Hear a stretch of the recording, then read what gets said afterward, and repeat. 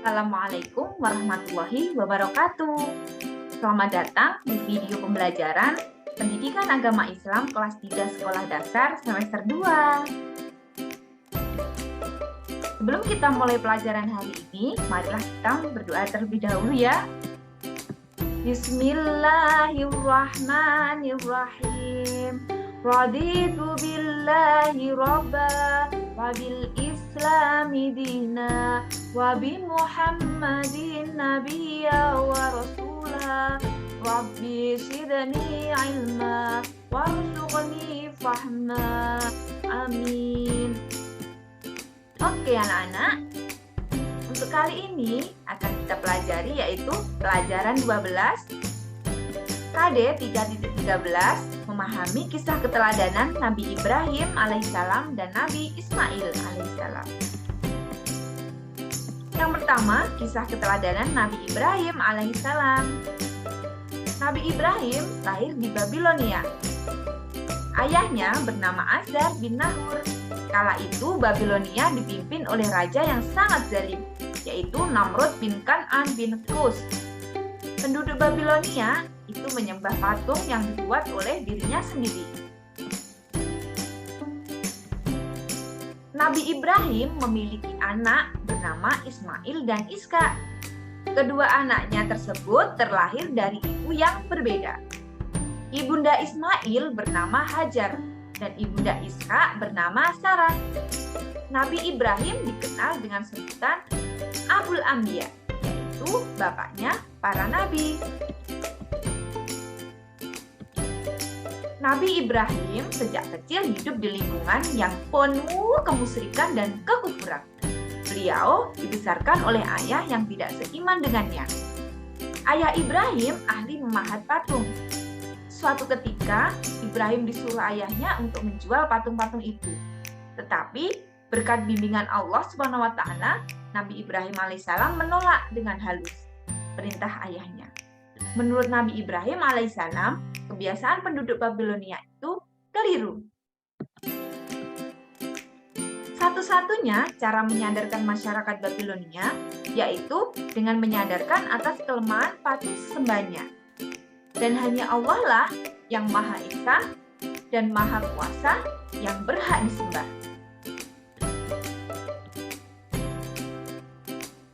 Nabi Ibrahim mencari Tuhan yang sebenarnya. Masyarakat Babilonia sudah lama sebagai penyembah patung-patung. Ibrahim terus berusaha mencari kebenaran agama yang dianut oleh keluarganya. Inilah yang dianugerahkan Allah kepada Nabi Ibrahim dalam menolak agama yang dipercayai kaumnya, serta menerima Tuhan yang sebenarnya. Allah Maha Kuasa atas segala sesuatu. Tak ada yang sanggup menghalangi kehendaknya. Hanya dengan kata kun, jadilah, maka yang dikehendakinya pasti terbukti. Allah Maha Kuasa menghidupkan yang mati. Sangatlah mudah baginya dan Nabi Ibrahim telah melihatnya sendiri. Hatinya semakin mantap, keyakinannya semakin kuat, dan keyakinannya semakin hebat dengan kekuasaan Allah. Berdakwah kepada ayahnya. Azar, ayah Nabi Ibrahim, tidak hanya pembuat patung, tetapi ia juga menyembah patung. Sebelum berdakwah kepada penduduk Babilonia, Nabi Ibrahim harus menyadarkan dulu dong ayahnya. Sebagai anak, Ibrahim alaihissalam sangat ingin menyelamatkan ayahnya. Sikap ayahnya yang menolak ajaran Allah tidak membuat larut dalam kesedihan. Sikap tetap teguh untuk menyebarkan pesan-pesan. Raja Namrud yang zalim. Raja Namrud memerintah dengan sangat kejam. Semua orang harus taat, tidak boleh melawannya. Rakyat hidup bagaikan budak. Ia merasa dirinya layak disembah dan ingin dipertuhankan. Nabi Ibrahim alaihissalam berdakwah tak kenal lelah. Tetapi penduduk Babilonia menolak keras. Mereka pada keyakinannya menyembah patung-patung yang mereka buat sendiri. Tetapi Nabi Ibrahim tidak kehilangan akal. banyak rencana yang akan dilakukan. Sewaktu Raja Namrud dan kaumnya meninggalkan negeri, kampung mereka ditinggalkan kosong. Kesempatan itu digunakan Nabi Ibrahim alaihissalam untuk menghancurkan patung-patung Raja Namrud dengan kapak yang telah dipersiapkan. Mulailah Nabi Ibrahim alaihissalam menghancurkan patung-patung itu satu persatu. Hanya satu patung yang paling besar tidak dihancurkan. Lalu kapak yang digunakan menghancurkan patung tersebut dikalungkan di leher patung yang paling besar tadi. Akibat perbuatan Nabi Ibrahim alaihissalam. Ketika Raja Namrud dan kaumnya datang ke pusat pemujaan, mereka sangat terkejut karena patung-patung sembahnya mereka hancur. Maka tak pelak lagi Ibrahimlah yang dituduh. Nabi Ibrahim akhirnya dipanggil dan diadili. Raja Namrud bertanya kepada Nabi Ibrahim, "Apakah kamu yang menghancurkan patung-patung sembahan kami? Aku pikir barangkali berhala besar itulah yang melakukannya. Bukankah kapak yang ada di lehernya yang membuktikan perbuatannya?" kata Ibrahim alaihissalam. "Mana mungkin berhala bisa berbuat seperti itu," kata Namrud. "Kalau begitu, mengapa engkau sembah patung yang tidak bisa berbuat apa-apa?" kata Ibrahim. Setelah kayu bakar dikumpulkan, Nabi Ibrahim diikat dan dilempar dengan alat pelontar yang membara. Api menjalar mendekati Nabi Ibrahim. Dan tetapi ia tetap tenang, hatinya bertawakal. Tak akan membiarkannya. Allah SWT pasti menolong orang yang berjuang di jalannya. Ketika api menyala semakin besar, Raja Namrud dan pengikutnya tertawa riang. Mereka menyangka bahwa Nabi Ibrahim telah hancur menjadi abu. Akan tetapi, betapa terkejutnya mereka melihat keajaiban yang tidak disangka-sangka.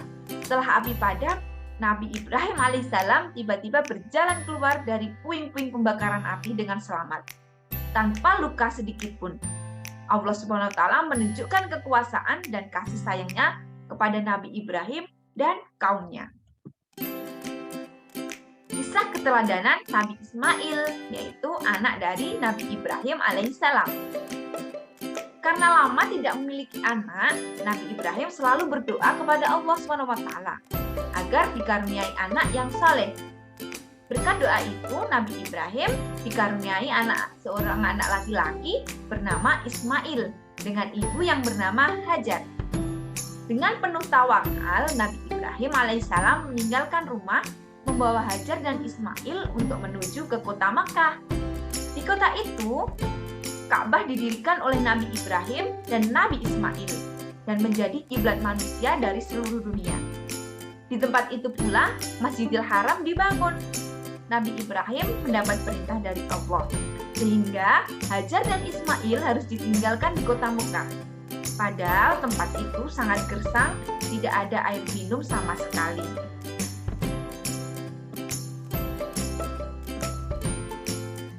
Hajar mematuhi perintah Nabi Ibrahim dengan sabar. Dia makan dari bekalnya dan air minum yang dibawanya ditinggalkan Nabi Ibrahim alaihissalam sampai habis. Beberapa hari kemudian, persediaan bekal sudah habis. Tak ada lagi makanan dan minuman. Mereka berasa kebingungan. Hajar melirik ke kanan dan ke kiri, pandangannya ke sana kemari mencari air. Begitu gigihnya, ia berlari menuju Bukit Safa, barangkali bisa mendapatkan air. Ternyata tidak ada air sedikit pun. Kemudian, ia pun berlari-lari kepayahan sampai tiba di suatu tempat lain yang bernama Marwah. Di sana pun tidak ada air. Kejadian itu sampai berulang-ulang bolak-balik. Sebanyak 7 kali ia berlari antara Bukit Safa dan Marwah. Peristiwa itu dalam pelaksanaan ibadah haji disebut sa'i. Pengorbanan Nabi Ismail. Nabi Ismail alaihissalam adalah anak yang patuh dan taat pada perintah Allah SWT, serta hormat kepada orang tuanya. Ketaatan Nabi Ismail alaihissalam diuji oleh Allah SWT, yaitu sesudah nyata kesabaran dan ketaatan Ibrahim dan Ismail, maka Allah melarang menyembelih Ismail dan untuk meneruskan kurban. Jadi sebelumnya Nabi Ibrahim mendapat perintah dari Allah itu untuk menyembelih anaknya sendiri. Tapi karena sangat patuh dengan orang tuanya, Nabi Ismail bersedia untuk disembelih oleh ayahnya sendiri. Tapi karena kesabaran dan ketaatan dan kesungguhannya, Allah melarang menyembelih Ismail dan untuk meneruskan kurban. Dan Allah menggantinya dengan seekor kambing. Peristiwa ini menjadi dasar disyariatkan kurban yang dilakukan pada hari raya haji. Nabi Ibrahim dan Nabi Ismail alaihissalam membangun Ka'bah. Nah, mulailah keduanya membangun Ka'bah hingga selesai, dan tempat Nabi Ibrahim alaihissalam berdiri ketika itu dikenal dengan Makam Ibrahim. Kemudian memberi wasiat kepada Nabi Ibrahim dan Nabi Ismail untuk membersihkan Ka'bah dari kotoran, perbuatan syirik, dan penyembahan berhala untuk orang-orang tawaf, yang iktikaf, yang rukuk, dan yang sujud. Dari sekian banyak materi yang telah dijelaskan, kesimpulannya yaitu kita harus bersungguh-sungguh mengerjakan perbuatan baik. Kita harus bersungguh-sungguh mengerjakan perintah Allah. Kita harus bersungguh-sungguh dalam mematuhi perintah orang tua.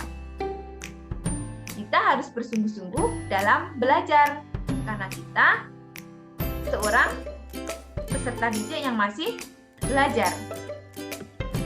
Bagaimana anak-anak? Bisa dipahami? Jika belum, anak-anak bisa membaca ulang lagi di buku LKS-nya ya, atau berulang-ulang menonton video pembelajaran ini. Jangan lupa diperhatikan penjelasan guru atau Pak Guru dan mengerjakan soal tugas yang ada di belakangnya atau menunggu instruksi dari Bapak Ibu Guru ya. Sekian penjelasan dari saya hari ini. Wassalamualaikum warahmatullahi wabarakatuh. Sekian dan terima kasih.